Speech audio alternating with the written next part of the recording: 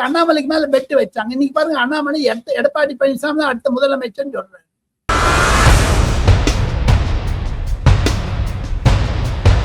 அதனால்தான் அண்ணாமலைக்கு புகழ். ஆனா திராவிட முன்னேற்ற கழக அணியில பாருங்க, ஒருத்தனுக்கு ஒருத்தன் சண்டை போட்டுருவாங்க. இதெல்லாம் வச்சு பாத்தீங்கன்னா அண்ணாமலையோட contribution towards ADMK top. Amit Shah பத்தி கேட்டீங்க, அமித்ஷா நிச்சயமா. இதற்கு காரணம் திராவிட மாடல் அரசாங்கம் மு.க. ஸ்டாலின் தான். போதைப் பொருளில் என்னுடைய நண்பனை விட்ட என் நண்பனை அவங்களுடைய தொங்கு சபை வந்ததுன்னா அந்த திராவிட மாடல்லாம்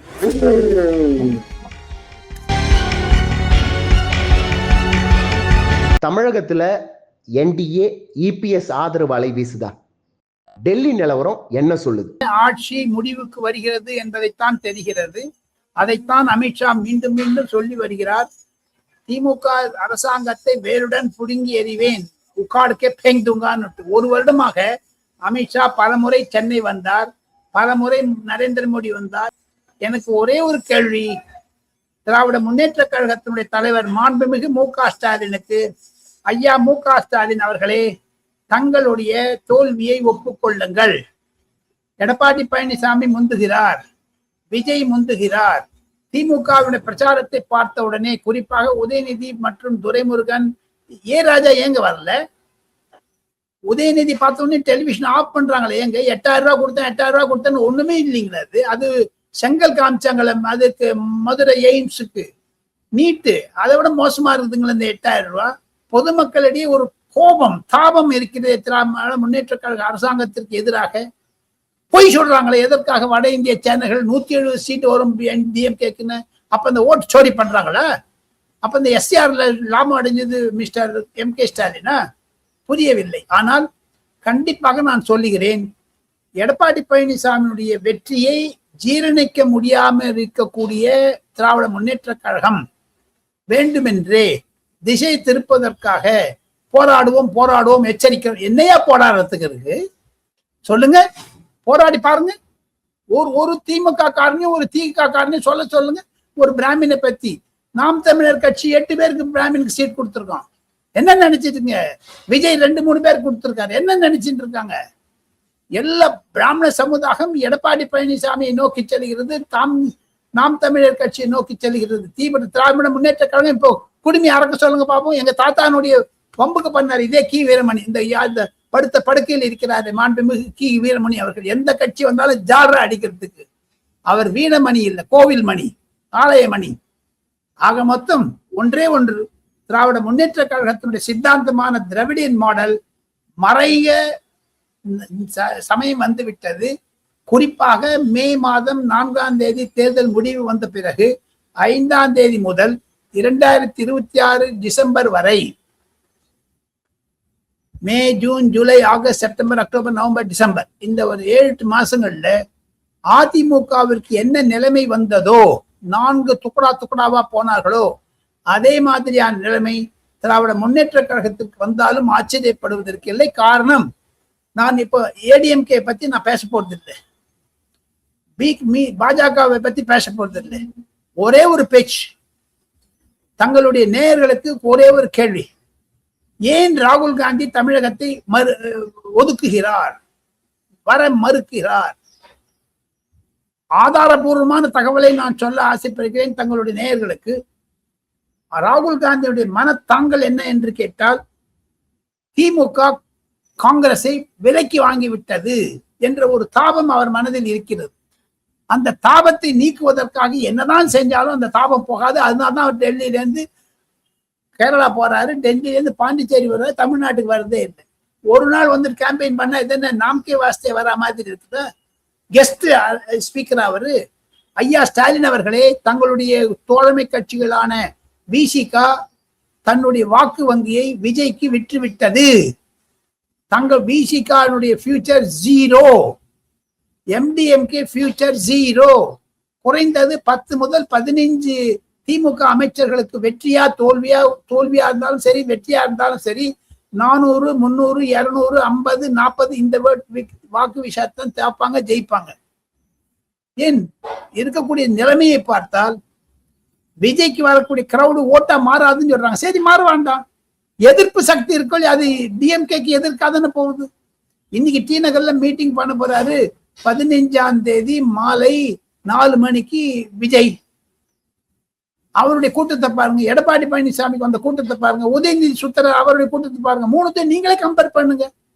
அவர் சீமான் ஒரு இடத்த நல்லா சொல்லின்னு போறாரு, அவருக்கு எக்கச்சக்கமான கூட்டம் வருது.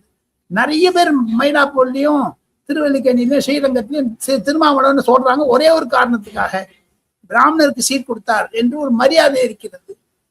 மகாகவி சுப்பிரமணிய பாரதியும் வஉசியையும் பாராட்டக்கூடிய அந்த தமிழ் தாய், தமிழ் தாத்தா என்று சொல்ல கொடுத்தா பாராட்டு தெரிவிக்கிறார்.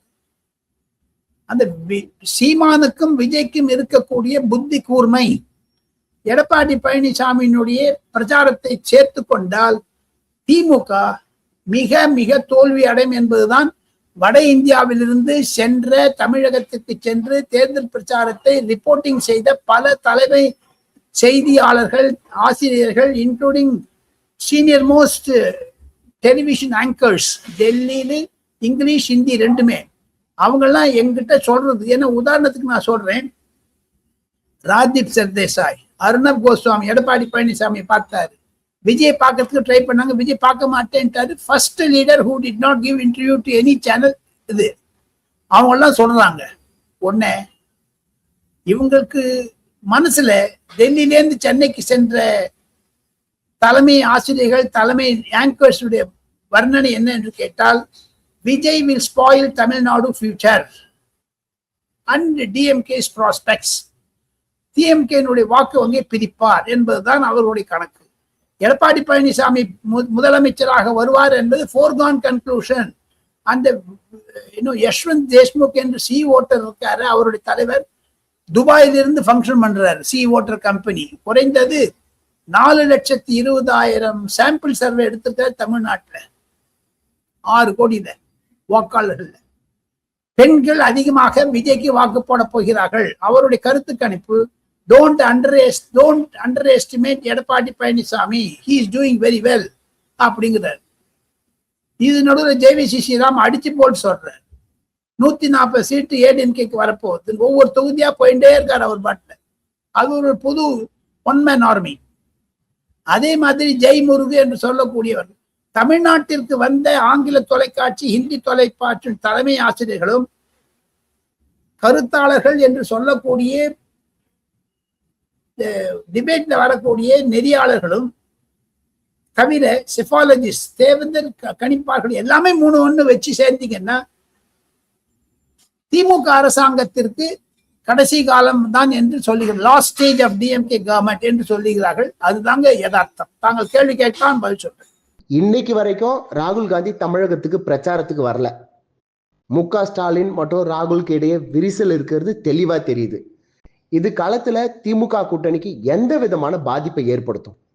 எதிரொலிக்கும், கண்டிப்பாக எதிரொலிக்கும். உதாரணத்துக்கு சொல்ல வேண்டும் என்றால், இன்னும் 5 நாள் தான் இருக்கிறது தேர்தல் பிரச்சாரத்திற்கு.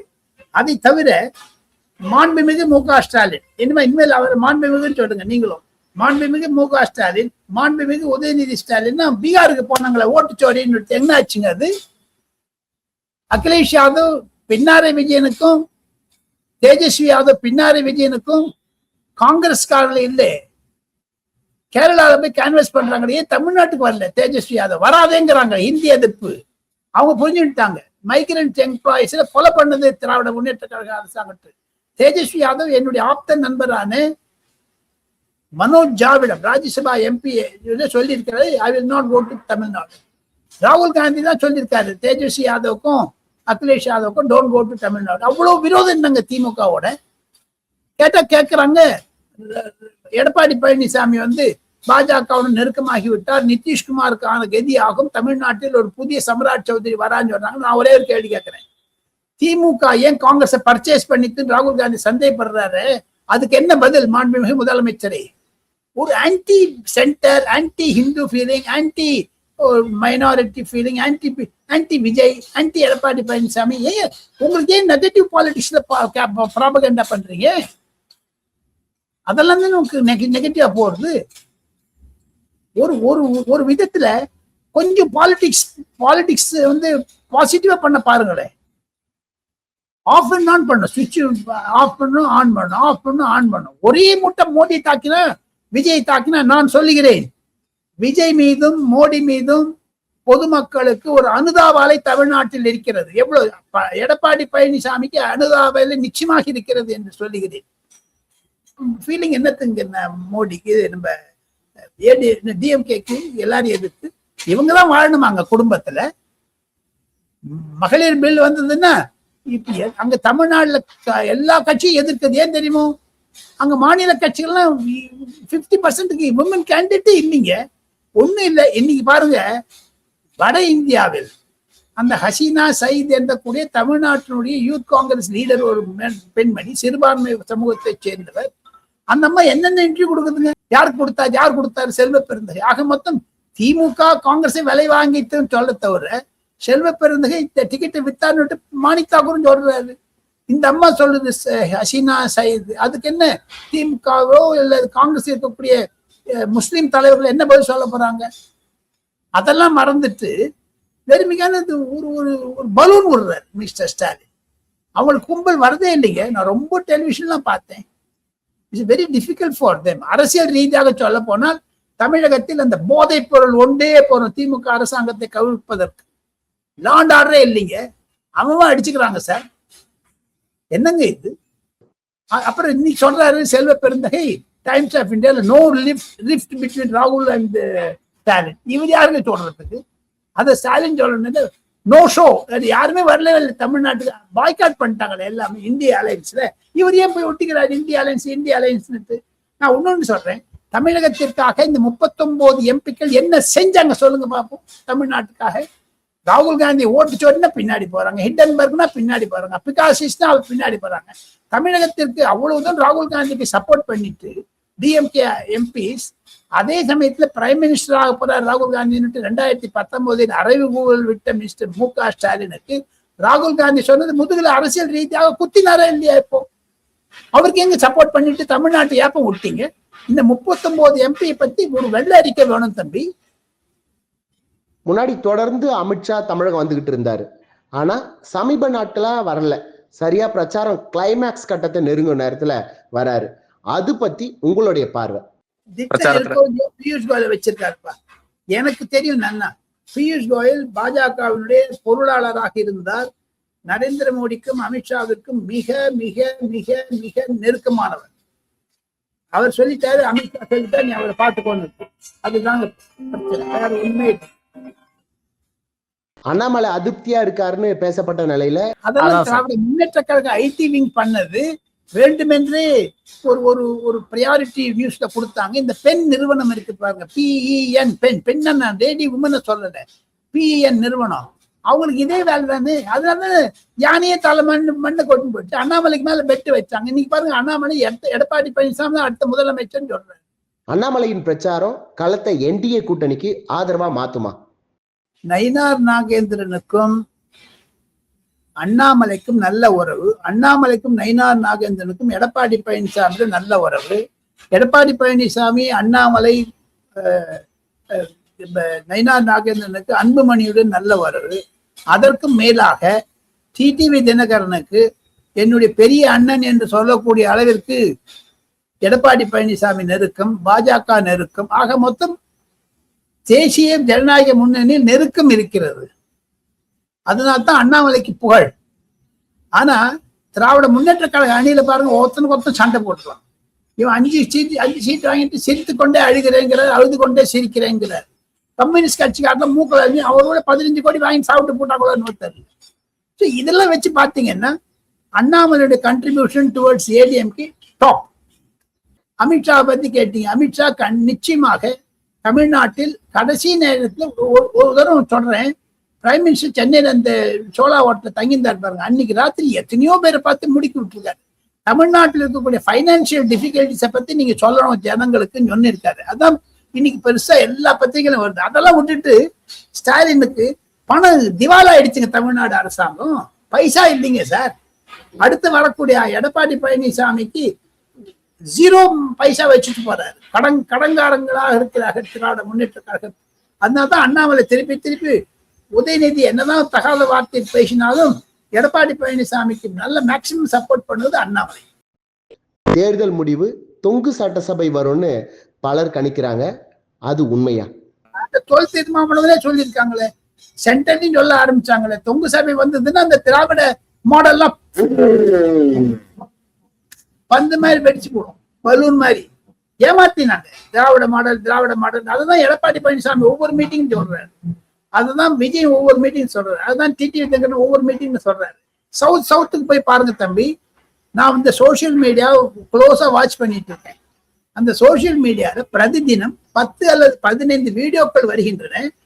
திருநெல்வேலி, திருவண்ணாமலை, கடலூர், விழுப்புரம், மதுரை அந்த மாதிரி இடத்துல எல்லாம் திமுக ஓட்டு சேர்க்க போனா கேள்வி கேட்கிறாங்க. இந்த பாலம் ஏன் கட்டல, இந்த பணம் ஏன் வரல, எங்களுக்கு நரேந்திர மோடி சொல்றாங்களே நாங்க பணம் கொடுத்தோம், அந்த பணத்தை என்ன பண்ண, 13 லட்சம் கோடி கொடுத்தாங்களே, என்ன சாப்பிட்டீங்களா, நீங்க வீட்டுக்கு எடுத்துன்னு போயிட்டீங்களான்ட்டு. அதை தவிர ஸ்டார் ஸ்பீக்கர்ஸ்னு கொடுப்பாங்க எலெக்ஷன் கமிஷனுக்கு, அந்தந்த கட்சியில இருந்து யார் யார் வரப்போறாங்கன்னு. மல்லிகார்ஜுன் கார்கே காங்கிரஸ் தரப்பிலிருந்து ஃபர்ஸ்ட் நேம், செகண்ட் மாண்புமிகு ராகுல் காந்தி எதிர்கட்சி தலைவர். இந்த 2 பேருமே வரலைங்களே.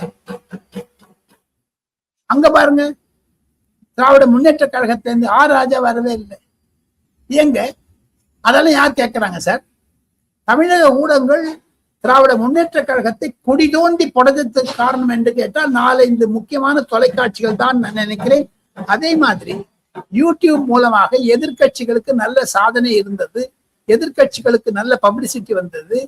விஜயை நன்றாக துவக்கி விட்டார்கள் சோசியல் மீடியா. எடப்பாடி பழனிசாமிக்கு on the top of it அண்ணாமலைக்கும் பாஜகவிற்கும் மிக மிக சிறப்பாக சமூக வலைதளங்கள் ஒத்துழைத்தது. திமுக இந்த காரணத்தினாலேயே தமிழகத்தில் படுதோல்வி அடையும் என்ற எண்ணம் தொங்கு சபை மூலமாக தெரிகிறது. உடம்பு செய்யாதுன்னு ஒரு படப்படப்புக்கு வந்ததுக்கு காரணம் என்னுடைய டியர் ஃப்ரெண்டு பாவத்தர், அந்த பேர் சொல்ல ஆசைப்படலை, என்னோட காலேஜில் படித்தான், ஸ்கூல்ல படித்தான், 1ஆவதுல இருந்து படித்தான். அவனுடைய மருமகளும் மகனும் போதைப் பொருளுக்கு ஆளாகி அவர் வச்சிருந்த ஒரு சென்னையில ஒரு வீடு வச்சிருந்தாங்க, அந்த வீடெல்லாம் வித்துட்டு இன்று அவர்கள் எல்லாம் ஐசியூல இருக்காங்க. இதற்கு காரணம் திராவிட மாடல் அரசாங்கம் மு.க. ஸ்டாலின் தான். போதைப் பொருளில் என்னுடைய நண்பனை என் நண்பனை அவங்களுடைய மருமகளை எல்லாம் ஒரு இழக்க நேரிடுத்திருக்கிறதுக்கு மூல காரணம் இந்த போதைப் பொருள். இது ஸ்கூல் வாசல்ல, கோவில் வாசல்ல, சர்ச்சு வாசல்ல, மஜூதி வாசல்ல, என்னங்க இது பிரசாதமா வைக்கிறாங்க திராவிட முன்னேற்ற கழகம். இதுவா திராவிட மாடல்?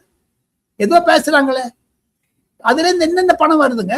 இதனாலே பாருங்க, 2009 ஈரப்படுகொலையினால் மற்றும் 2013 தெலுங்கானாவையும் ஆந்திர பிரதேசத்தையும் பிரித்ததால் 1984 இந்திரா காந்தி மரணம் அடைந்த பிறகு சீக்கியர்களை கொலை பண்ணதுனால இந்த 5 கொலைகளுக்கும் காரணம் காங்கிரஸ். அதனால்தான் காங்கிரஸ் இன்று தேசிய அளவில் 0 ஆயிடுச்சு. நான் இன்னொன்னு சின்சியரா சொல்றேன், நான் அவனும் ஒரே பெண்ல உட்கார்ந்தோம். அவன் சென்னையில் தான் இருக்காரு, இன்னும் இருக்காரு. அவனுக்கும் 75 வயசு ஆயிடுச்சு. அவனுடைய குடும்பத்தை பார்த்த சக்தி நாசம் ஆயிடுச்சுங்க. அவன் மனைவி மறந்து போனார், அது இயற்கை இதனால். அவருக்கு ஒரே ஒரு பெண், ஒரே ஒரு மகன், ஒரே ஒரு மருமகள். இவங்க 2 பேரும் போதை போற, அது குழந்தைன்னு இல்லை, அவனுக்கும் ஒரு 20 வயசு ஆச்சு. அவங்க எல்லாம் ட்ரக் அடிச்சாங்கன்னா என்னங்க இருக்கு தமிழ்நாட்டுல? அதையும் ஒரு குறிப்பிட்ட பிராமண சமுதாயத்தையும் மேற்குடி சமுதாயத்தையும் அந்த போதைப் பொருள் ஆக்கி, சிறுபான்மையில் போதைப் பொருள் ஆக்கி, ஒரு முஸ்லீம் கூட குடிக்க மாட்டான் அவனை குடிக்க வச்சது, கிறிஸ்தவர்கள் குடிக்க மாட்டார்கள் அவனை குடிக்க வச்சது. இது திராவிட மாடல். என் friend, I lost very good friend, அவன் அழகான் சார், தினம் இந்த தொலைபேசி மூலமா பேசிட்டு தினம். இது மாதிரி எத்தனையோ குடும்பங்கள் இருக்கிற தமிழ்நாடு. இதற்கு ஒரு முடிவு கட்ட வேண்டும் என்றால் 23 ஏப்ரல் தயவு செய்து தொகுதிக்கு இருக்கக்கூடிய வாக்குச்சாவடிக்கு சென்று நீங்க யாருக்குன்னா ஓட்டு போடுங்க. You must cast your vote. அதை போதைப் பொருளும் நசா அப்படின்னு இந்தியில சொல்லுவாங்க, மயக்க மருந்து எல்லாம் கொடுத்ததுக்கு திராவிட முன்னேற்ற கழக அரசாங்கம் பதவி நீக்கப்படம் செய்ய வேண்டும். இல்லைன்னா 300 தரம் வந்தாங்கன்னு வச்சுங்க, விஜய் ஓட விடுவாங்க, எடப்பாடி பழனிசாமி ஓட விடுவாங்க, போராக வரைக்கும் யூடியூப் எல்லாம் பந்து பண்ணுவாங்க, க்ளோஸ் பண்ணுவாங்க. போதைப் பொருள் அதிகரிக்கும், தமிழ்நாடு ரணகலமாகும் என்பதுதான் என்னுடைய கருத்து.